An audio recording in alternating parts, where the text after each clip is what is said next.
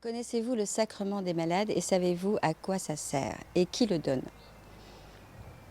Vous avez certainement autour de vous ou vous-même une personne malade, une personne âgée qui souffre. Ce sacrement est fait pour elle. Il est donné par l'Église, par l'intermédiaire du prêtre. En quoi ça consiste?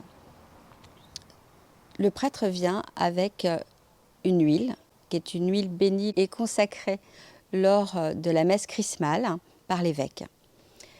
Cette huile est mise sur le front et les mains. Et il y a aussi l'imposition des mains du prêtre avec une prière. C'est un rituel bien spécifique. On confond le sacrement des malades souvent avec, ou plutôt on l'associe avec l'extrême onction, parce que souvent il était donné aux personnes au seuil de la mort. Mais en fait, ce sacrement peut être reçu quand on est souffrant, malade. C'est une force que l'on reçoit, c'est le signe de la présence du Seigneur à nos côtés dans l'épreuve à traverser. Il est méconnu et peu demandé. Et comme tout sacrement, il est là pour apporter force et paix à la personne. N'hésitez pas à demander à un prêtre. N'hésitez pas à demander ce sacrement.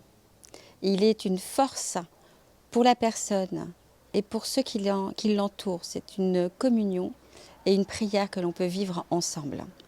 Beaucoup de témoignages de personnes ayant reçu ce sacrement en témoignent comme d'une immense paix reçue, une immense force pour traverser cette épreuve de la maladie et de la souffrance.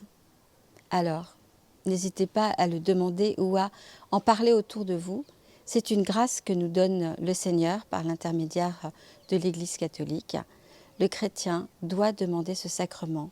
Ce sacrement peut être vécu au sein d'une célébration, mais il peut aussi, et vous devez le savoir, il peut être aussi demandé à un prêtre qui vient, qui se déplace et qui vient rencontrer la personne malade. Je peux vous donner un témoignage personnel. Mon époux qui était très malade, nous ne connaissions pas le sacrement, nous étions pourtant engagés dans l'église et c'est vrai que nous on pensait que c'était quelque chose qu'on donnait quand la personne allait mourir. Donc le prêtre de notre paroisse est venu et lui a proposé le sacrement de l'onction des malades.